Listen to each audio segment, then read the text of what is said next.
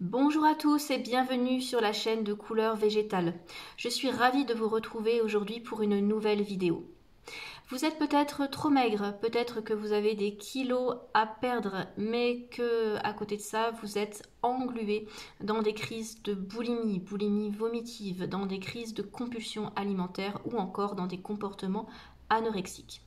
Aujourd'hui, nous allons parler des 4 erreurs à éviter qui vous empêchent de sortir de vos troubles du comportement alimentaire. Alors, restez avec moi si le sujet vous intéresse. Avec Edwige, thérapeute en alimentation végétale. La première chose à savoir, c'est qu'il ne faut pas restreindre ses prises alimentaires. Si vous entretenez une mentalité de restriction, si vous êtes toujours à compter vos calories, à suivre des régimes variés, à compter votre portion de glucides, votre portion de pommes de terre et ainsi de suite, vous n'en sortirez pas. Il faut vraiment voir dans la nourriture quelque chose qui vous nourrit, quelque chose dont vous avez besoin. Cette mentalité de restriction, cette mentalité de frustration, elle entretient le manque de calories et tout simplement le manque de glucides. Donc vous ne couvrez pas vos besoins physiologiques. Moi-même, lorsque je souffrais de troubles du comportement alimentaire, j'enchaînais les régimes. J'étais toujours, en théorie, au régime. C'est-à-dire que je cherchais les régimes dans les magazines, sur internet, dans les bouquins, inspirés de médecine chinoise, ayurvédique, méditerranéen, le régime Dukan, le régime Cohen, le régime paru dans le magazine du printemps, et en été, et moins 3 kilos après les fêtes, etc., etc. Donc j'étais perpétuellement insatisfaite. Et j'étais toujours sur ce mode-là. Sauf que quand vous regardez la plupart de ces régimes, je dis bien la plupart, ce sont des régimes déjà restrictifs, ils portent leur nom, c'est toujours écrit noir sur blanc, restriction en calories, restriction en glucides. Vous avez une restriction calorique qui ne correspond pas à vos besoins.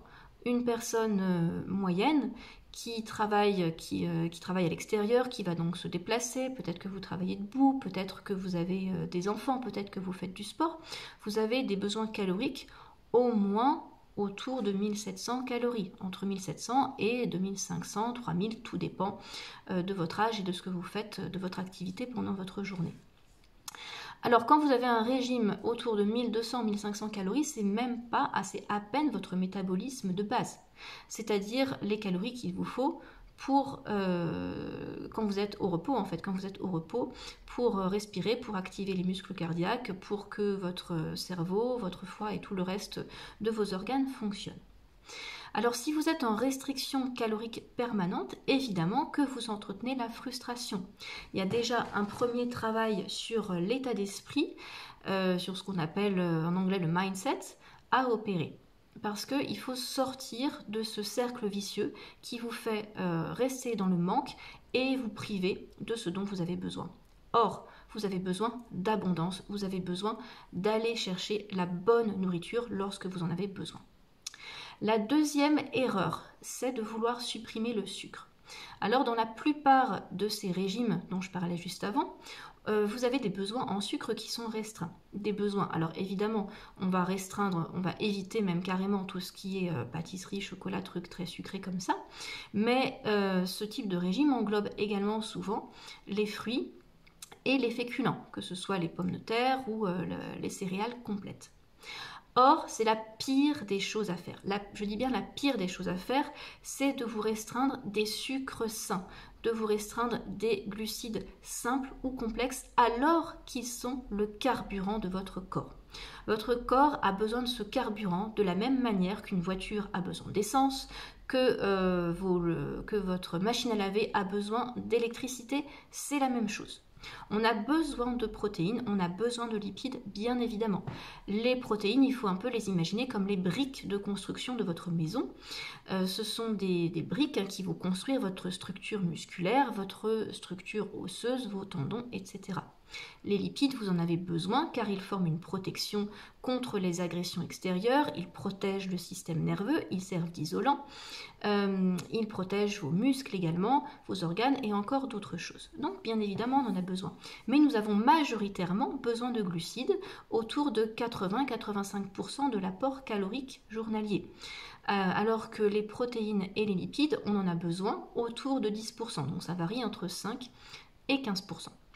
Si votre régime alimentaire est composé de trop de protéines et de lipides, déjà c'est mauvais pour le foie, c'est mauvais pour les reins, car ça va occasionner beaucoup de déchets que le corps a du mal à décomposer, a beaucoup de mal à métaboliser, et ensuite ça va putréfier et avoir beaucoup de mal à être éliminé.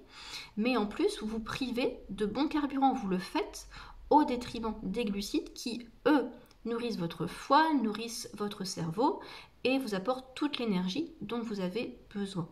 Quels sont ces bons sucres? Les bons sucres, ce sont les fruits et tout ce qui est tubercules, les céréales complètes également. Donc pommes de terre, patates douces, le manioc, le taro, les ignames, le quinoa, le millet, le sarrasin et les légumineuses aussi. Attention, les légumineuses sont un peu plus riches en protéines. Mais quand vous regardez les régimes qui, dès le matin, vous mettent du fromage, des œufs, qui vous mettent toujours du poisson, une escalope, un laitage à chaque repas, ça ne peut pas fonctionner parce que vous avez besoin tout simplement de ce carburant qui sont les glucides.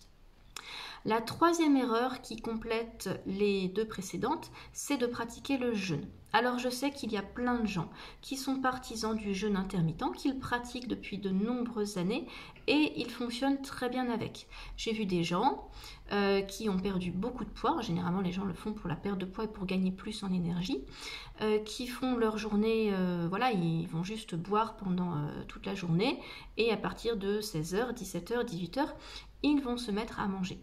Le problème, c'est que la plupart de ces gens, si vous regardez bien, fonctionnent toute la journée avec des excitants. J'ai vu ces mêmes personnes boire du café de 7h du matin jusqu'à 16h et s'enfiler 1 litre de café. Donc en fait, comment vous tenez? C'est pas tant que vous avez beaucoup d'énergie, c'est que vous tenez par le mental et vous tenez par l'adrénaline. C'est la même chose avec les jeûnes de longue durée.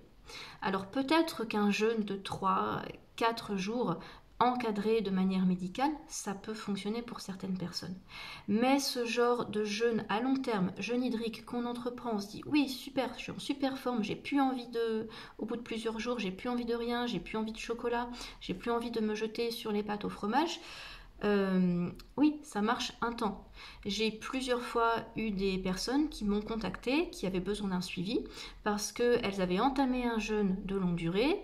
Une personne avait suivi comme ça un jeûne de 21 jours. Ça s'était très bien passé, elle était très contente, elle avait perdu du poids, elle n'avait plus de compulsion. Et puis quelques jours après la rupture du jeûne, paf, elle est repartie dans les crises de boulimie et elle ne savait plus comment faire pour se dépatouiller avec ça. Donc le jeûne, c'est pareil, il vous entretient dans cette mentalité de frustration, de privation, de négation de vos besoins physiologiques. Vous fonctionnez sans nutriments. Votre corps, comment il fait pour tenir? Il va stocker, il va chercher dans les réserves, bien évidemment. Mais comme il n'y a plus de sucre dans le foie, l'adrénaline, sécrétée par les glandes surrénales, va envoyer un message au foie pour qu'il aille taper dans les réserves. Donc si vous avez encore un peu de sucre, tant mieux. La plupart du temps, il va taper dans les réserves de lipides qu'il va convertir en sucre. Donc en fait, avec ces pratiques, vous réglez pas en fait le problème à la source. Simplement, vous êtes en mode excitation et en plus, vous fatiguez vos glandes surrénales. La quatrième erreur, c'est de penser pouvoir s'en sortir seul. Vous avez besoin de quelqu'un qui vous accompagne. Ça peut être quelqu'un de votre famille, encore que souvent c'est plutôt biaisé les relations avec la famille dans ce genre de cas difficiles. Donc un accompagnant, un thérapeute, un médecin, quelqu'un du corps médical peut vous accompagner. Et il est là pour ça. Il sait ce qu'il faut faire, il sait comment ça fonctionne. Parce que vous êtes aux prises avec vos problèmes et vous n'arrivez, c'est très difficile. On est généralement, nous qui sommes ou avons été des personnes avec des troubles du comportement alimentaire, nous sommes des personnes hypersensibles, très nerveuses et qui manquons beaucoup de confiance en nous. Donc l'isolement, le rester tout seul avec ses problèmes, ne pas en parler, c'est pas la meilleure des solutions du tout. Vous avez besoin de quelqu'un qui va mettre des mots sur ce que vous ressentez, qui va vous secouer de temps en temps, qui va vous dire bon écoute, c'est bien gentil, mais là tu es en train de te détruire, c'est pas la peine de continuer comme ça parce que ça ne rime à rien et en plus tu fais de la peine à ton entourage. C'est quelqu'un aussi qui va vous encourager parce qu'on a tendance toujours à se dire on est nul, j'avais bien commencé et puis j'ai tout fichu en l'air, ça n'a pas marché, demain il faut que je recommence. Non, c'est pas demain, c'est tout de suite. Vous vous y mettez dès lors que vous êtes motivé, que vous n'en pouvez plus de souffrir de ces troubles alimentaires qui mettent à mal votre santé à la fois physique et mentale, il faut vous sortir de là. Donc cette personne extérieure, elle sera là aussi pour vous encourager et pour dire d'accord, aujourd'hui peut-être tu as fait un écart, aujourd'hui tu as une envie, tu as une crise, mais peut-être que tu as su la gérer. Et regarde, depuis 10 jours, tu as déjà fait beaucoup de changements, ça va déjà beaucoup mieux. Donc oui, les enfants, ils apprennent à marcher en tombant, c'est normal. Vous apprenez à jouer du violon, vous allez réussir une note sur 10, et puis au bout d'un moment, ça va beaucoup mieux aller. C'est comme tout, ça s'apprend, ça ne peut pas venir en un claquement de doigts du jour au lendemain. Alors bien sûr, il y a des techniques à connaître parce que moi je travaille avec l'alimentation, je sais qu'il y a des aliments, il y a des plantes, il y a des protocoles qui vont vous soigner. Mais c'est important de rentrer dans cette démarche parce que en plus quand vous rentrez dans cette démarche, que vous acceptez d'être accompagné, que vous fixez des objectifs et que également vous savez qu'il y a un vrai problème, que vous avez identifié le problème et sa source, alors là c'est le début de la guérison et c'est là que vous pouvez commencer à avancer. Alors j'espère que la vidéo d'aujourd'hui vous a plu, n'hésitez pas à me poser vos questions, vos commentaires, à liker et à partager.